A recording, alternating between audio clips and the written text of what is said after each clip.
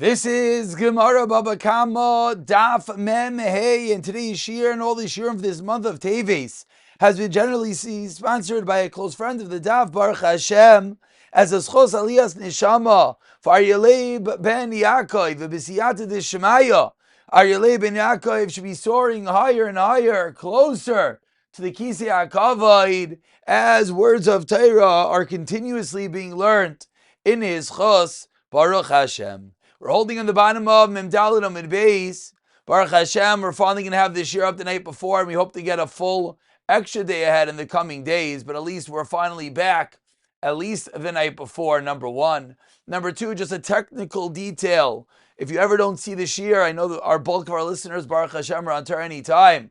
We have the utmost Akar Sataiv to them. But if you ever don't find this year there, usually YouTube gets it first. That's just the way that it works. It's a faster platform, which then feeds into our website, ccdaf.org. But b'siyata d'shmaya, we'll have everything up in the appropriate time. Let's go. Bottom of Mem Daled Amud Beis says the Mishnah, Shar shehu yotzei lisakel. After daf and daf of the ox that gored, and therefore is chayav misa, says the Mishnah, the shar is on the way to be stoned, v'hekdishu bailav, and on the way out, the bailim are makdish the shar, einoi mukdash. At that point, it's on the way to be stoned. It's too late. Is not considered, excuse me, is not considered hektish. Shochatu bisarai. Similarly, if the owner on the way out, shachatu, shechsa the ox, bisarai aser, the flesh is forbidden to get benefit. V'im ad shaloi nigmar dinai. But now that's if it's only after the gemar din. But if it's prior to the gemar din, if it's earlier on, then what's the halacha prior to gemar dinai? Hekdeshai ba'ila mukdash. And similarly, v'im shachatu basar mutter. So that's the flip side of din A of the Mishnah. Now we move on to din B of the Mishnah. If one entrusted an animal to a free watchman, a borrower, a paid watchman, or a renter, nichlesu tachas habaylim, they assume the status of the owner. Mu'an mishalim nezek shalem, v'tam mishalim chatzi nezek. Says the Gemara, Tanu Rabbanan. Let's go. First part of the Mishnah, which was what? The case in which the owner tried to be makdish the animal after the gemar din. Tanu Rabbanan, we learned in a brayso. Shar shehemis ad shaloi nigmar dinai. An ox killed prior. Shar shehemis, excuse me. An ox killed ad shaloi nigmar dinai, prior to the gemar din. Machroi. If the owner sells it, as we turn over to Memhei Amid Aleph, what is the halacha? Machroi, if the owner sells it, or Hekdeshai, if the owner is makdish. Again, I know that we're having video issues. At least we have some level of video. A little bit of a gray box situation today. Machroi, Hekdeshai, if you sell it, it's sold. Machlor Hekdeshai, the halacha is mukdash, it is consecrated. Continues the brayso, shachatu bisarai mutter hachziru shomer lebeis bailav. The shomer returned the ox to the owner. Again, the shar is given to a shomer. The ox killed, and then before the gemar din, the shar returns it to its owner. Muchzar, it's back in the owner's possession.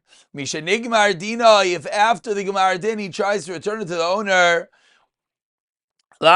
Misha nigmar dinai, then mecharoi einoi machar, hekdishai einoi mukdish, shachatu besarai aser. And finally, the brayso concludes, echziru shemer lebeis bailav, after the gemar din, einoi mukser. Whereas in this last din, Rav Ya'akov Omer, af misha nigmar dinai, after the gemar din, on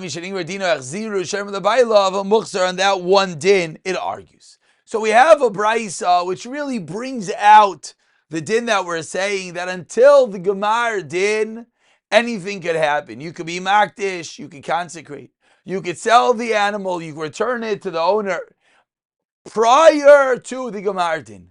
Once there is a Gemar din, that animal is considered a dead animal, as we will see, and therefore at that point you no longer could consecrate, no longer could give it, you no longer could return it if it was a borrowed animal. But on the final din, Rav Yaakov argues about one detail, that with regard to a shomer, you can return it after the Gemar din. So says the Gemara, what precisely is this machlekes Rav Yaakov and the Tanna Kama? Lema b'ha kamifligi. Let's suggest that this is the machlekes. 8 lines down, Memhei Amud Aleph, Rabbanan Savri Ein Oimrim B'Yisuri Hana Rishal Chalaf Anecha. For Rav Yaakov Savar Oimrim B'Yisuri Hana Rishal Chalaf Anecha. Suggests the Gemara, the machlekes is when something is aser behana. After the Gemar din, the halacha is this animal, for all intents and purposes, you can't get benefit. It's on the way to being stoned. So seemingly the Rabbanan hold you can't say Arishal Chalaf Anecha. You can't return the item at that point because no longer does it have any value. Whereas Rav Yaakov seemingly says you could. Amar Rabba says no, that is not the machlekes. The Kuli Alma, everyone holds Aimrim Yisrael Arishal Chalaf Anecha. Regular Yisrael, you could indeed say that. Because if that was the argument, why are they arguing in an interesting case of Gemar din, returning hektish, of a shomer? To argue by Chamaz Pesach. Rather, says the Rabbah, Elohacha, you know what the machlekes is, Begoimri Medina shal shar shaloi befanav kamiflagi.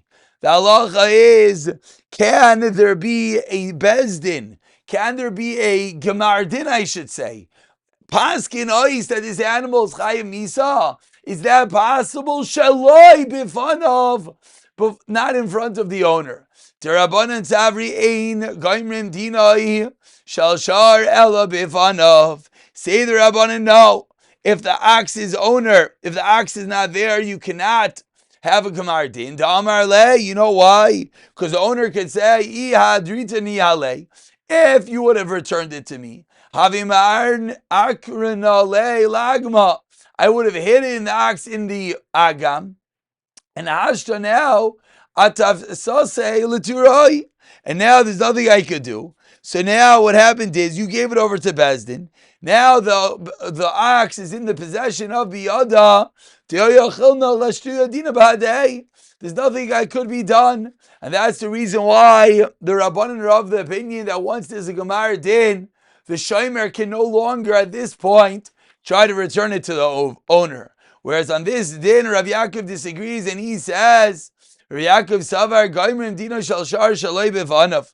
Rav Yaakov says, we could indeed paskin on an animal shaloi b'vanav. Damar le, for the reason being is because the shomer now ketayna. Damar le, the shomer would say, saif, migmar have gemira le. At the end of the day, Ladina, at the end of the day, Bezdin paskin that it's chayim misa. So who cares if I brought it to Bezdin or you brought it to Bezdin? Saif kol saif, Bezdin paskin this chayim misa, and therefore there's no difference. That's what Rav Yaakov holds, that even after the Gemar din, you can return it because there's no difference. Kaidem or no difference if you kaidem or afterwards. So says the Gemara, okay. Now let's understand. Do I drop deeper?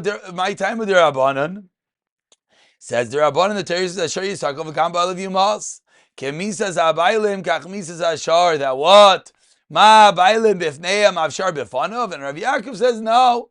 V'ishlam ha'baylim b'nei taina ninu alashar b'taina hu. It's true when it comes to the owner. They are b'nei taina ninu. They could plead, they could defend themselves, but for the shar, doesn't make a difference. And again, we're talking about b'fnei the shar, not b'fnei the bailim. That's why the Rabbanan's taina was that the owner could say, I would have hidden my shar, not that I needed to be there. The shar needed to be there. Says the Gemara, that is the machlekes. And 13 lines to the bottom, the 2 dots continues the Gemara. Masra l'shomer chinam u'l'shayel, etc. If it's given to shomer chinam, to a borrower, to a shomer sachar, to a seicher. The halacha is, said the Mishnah, they all assume the place of the owner. Tanu Rabbanan, says the Brisa, elaborating on the second half of the Mishnah. Arba nichnasu tachas habaylim. 4 people enter and assume the status of the owner. Veilu hein. Shomer chinam v'hashayel noisei sachar v'hasoicher. Says the Brisa, what does it mean that they assume the owner's position? Hargai, if while the shomer has the animal it kills, tamin neheragin, if it's a tam, it's put to death. Upeturin min ha-koifer, and there's no koifer. But if it's a muadin, of course, neheragin u'mishalmim es ha-koifer. And v'chayavin lahachzer demei shar, l'bayla of the shomer has to return the value of the shar to the owner. Chutz mi shomer chinam, aside for a shomer chinam who by its very nature not be getting paid, it does not have to pay for the value of the shomer. End of Brisa. Says the Gemara, Amri, they said, Heichi dami. What's the case in the Mishnah? Idinatrei. If the shomer guarded the ox, afilu kulunami lipatrui, then all the other cases, aside for the shomer chinam, should as well be pater, because he did his own. He was natar, he watched the animal. And he delay natre, 5 lines to the bottom, says the Gemara. Afilu shomer chinam nechayiv. Says the Gemara, there's a fundamental question. Did the shomer do what he was supposed to do? Answers the Gemara, Amri, 4 lines to the bottom, Achamayaskinon, Dinatre Shmira Bechusav Lanatre Shmira Meula. Yes, at some level it did watch, but only a Shmira Bechusa, a low level watching, not a high level watching. And therefore, Shomer Chinam calls la Shmira Asai. Shomer Chinam, that's enough by doing a low level of watching. Hanach, but the others, lo calls la Shmira Asan, and therefore they are Chayiv. Ask Mar, really, Amri, Kiman, which opinion is this going like? Ikira Meir, as we turn over to Memhea Midveis. If we're going like Rameir Da'amar, Rameir says, Shayus Seicher is Kishemer Chinam Dami, and therefore, listening Mishemer Chinam V'aseicher. This is going to be a larger machlekes b'siyata d'shmaya. We're going to get to on Daf Nun Zayin, that we're going to have to figure out what's really going on in the world of Shaimrim. So Rameir equates a Sharmachinam and a Seicher. So says the Gemara, if that's true, the Brisa should have said except for both of them. And Ikir Rav Yehuda, and if we're going with Rav Yehuda, Damar Seicher, can I say Sachar Dami, Nesi Chotz Mi Sharmachinam? It should have just said, except for a Shaimer Chinam, Vekulam B'mu'adin, Peturin Lini Kaifer. And all of them, then it should have said, and all of them, if they're a mu'ad, it's bought from Kaifer, according to Rav Yehuda. So says the Gemara, Amar Rav Huna Bar Chanina Amani, Rav Elazar he Amar Ein Loi Shmira Ela Sakin. We're going with an interesting shita, as we'll see. Shita's Rav Elazar. The Rav Elazar says the only way to watch a mu'ad is by sakin, is by killing the animal. Oleinyin Seicher, and therefore, with regard to a Seicher, Savar La Kirav Yehuda, Damar Seicher, can I say Sachar Dami? But the reason why he didn't say V'kulan B'muadin, they're going to be Pater Linin Kaifer, because they're going with the Shita Rav Elazar, that is of the opinion that if you don't kill the animal, you are liable. Abai Amar, another Sha'alun Kirameir, Ukdemachlev, Rabba Baravua, and the way the Rav Avua switched the shitas, Vitani, Seicher, Ketzad Meshalim, Rameir Mekeseicher, Shomer Sachar, Rav Yehuda Kishomer Chinam. Switching around the shitas of Rameir and Rav Yehuda, and therefore, we're going really with the opinion of Rameir, who says that once it's a muad, you have to guard it much better. And therefore, when the Brisa says you have to pay kaifer, it makes a lot of sense. But it only works according to Rameir, who says it's like a shomer sachar. That's why the Mishnah said chutz only from a shomer chinam. According to Rameir, it's only a shomer chinam and not a shomer sachar. Continues the Gemara, Amar Rav Elazar, 12 lines down. First line is Amar Rav Elazar, Maser shayrei l'shomer chinam. If someone gives over his shar to a shomer chinam, hezik chayiv. If it damaged someone else, the halacha is, then the owner is liable. Huzak potter. If it got damaged, then the shomer is potter. The owner doesn't have to reimburse him. So again, if it damaged someone else, the shomer chinam is chayiv.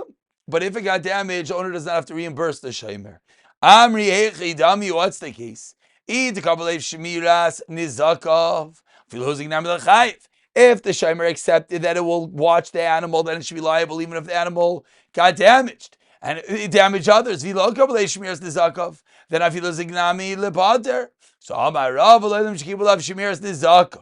what's going on? Why is he chayav? Why is he potter? And the case, excuse me, why is he chayav?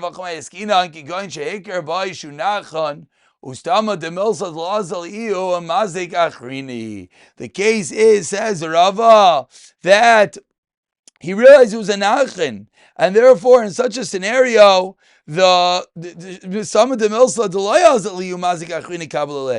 not going to go and gore someone else. Someone else is going to come, that he never assumed, and therefore, for that level, damage, he didn't. Again, it's a muad, so that it might go and mazik achrini he accepted. But the fact that mazik lay, he did not, and that's the reason why, if huzak, it's going to be potter. Continue with the Mishnah, 10 lines from the wide lines on Memheim Beis, says the Mishnah. Really continuing a direct segue off the last line of the Gemara, which the Gemara said that if you try to watch an animal and then it still damages, you are potter. Says the Mishnah. What is it called watching the animal? Kashu bailav v'maiseira. If the owner tied it up with a rope, v'nal b'fanav karai, and he shut the door properly, v'yatan went out v'hezik and a damage at chatan v'chan muad, chayiv divrei Rameir, says Rameir, the owner is chayiv. Rav Yehuda Omer, if it's a tam, then you're chayiv. But if it's a muad, then you're potter. Shenamar v'lo yishmenu bailav. Because the pasuk says, and regarding a muad, it says an owner didn't watch it. So if you watched it, you're going to be potter. V'shomer, who's then you watch it? Rav Elazar Omer, ein loy shmira ella bisakin. The only way to guard such an animal is with a knife. So says the Gemara, let's understand what is Shitas Rameir, what is Shitas Rav Yehuda, and eventually we're going to get to Shitas Rav Elazar. But for now, we're going to Shitas Rameir and Shitas Rav Yehuda. Rameir teaching us both are chayiv. Rav Yehuda saying tam is chayiv, mud is potter. My time of the Rameir, says the Gemara Kesavar. We have over here a fundamental machlokes. Says Rameir, stam shvarim lav b'cheska shimer kaimi. A stam shar is not considered to be guarded. We already had this back in Daf Tesvav. V'amar rachmana tam nechayiv dini b'alei shmir b'chusa. And the Torah said you're obligated for a tam. Why? You have to do a low level of watching. Hada amar rachmana. The Torah continues and says, "V'lo yishrenu gami muad." That what? Dini b'alei shmira v'uli, you had to do a better level of watching. So it says, if yolav negicha latam, then negicha b'muad. And then Rav Meir equates a tam to a muad. And that's the reason why he says Rav Meir, if one tied it up, or one shut the door, says Rav Meir, that's called a shmira b'chusa. Both tam, both muad are going to be chayiv, because you need to do a shmira me'ula. Rav Yehuda Savar, in the first white line, he argues fundamentally on Rav Meir. And he says, Stam shvarim b'cheska shimer kaimi. Stam shvarim are assumed to be watched. Amar Achmana tam shalin din b'alei shmir me'ula. The Torah says that by tam you have to pay, pointing out you have to do a high level of guarding by a tam. But then, Adar Amar Achmana v'lo yishrenu gabe mu'ud, that you didn't watch by a mu'ud din b'alei shmir me'ula. Have a riboy achar riboy. The ein riboy achar riboy elamite. And it comes out maybe counterintuitive, but says the Gemara, anytime you have a riboy and then a riboy, what does it do? Comes to diminish. Mirakasev the shmiras meulas. The Torah comes down and says the only time you shmir meula is only for the muad. But by the tam, you do not. V'chi teman, if you're going to suggest the gich latam, the negicha mamud, they should be equated to each other. And that's the reason why, according to Rav Yehuda, by a tam you're going to be chayiv if you do the shmir b'chusa, but by a muad you'll be pater. Says the Gemara, 1 second, you buy the lav, you need a pasuk for a lav. What does the pasuk mean? He didn't guard it. Lazeh v'lo yilach. Comes in Rav Yehuda says only this and not something else, and therefore Rav Yehuda learns in riboy achariboy ella lemayit, and therefore when it comes to the shmira ma'ula, it's be'etzem only by a tam, but what comes out is that the muad is going to be less chayiv by a shmira p'chusa, and that's why in our Mishnah by the muad it's going to be pater, whereas by the tam it's going to be chayiv.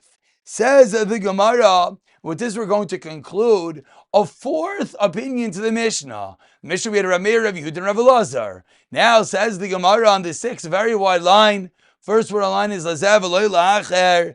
Tanya, we learned in our Brayso, Rav Elazar ben Yaakov Aimer teaches Rav Elazar ben Yaakov echad tam v'echad muad sheshamra shmir b'chusa pater. Rav Elazar ben Yaakov says anytime you do a shmir b'chusa, both tam and muad, you're pater.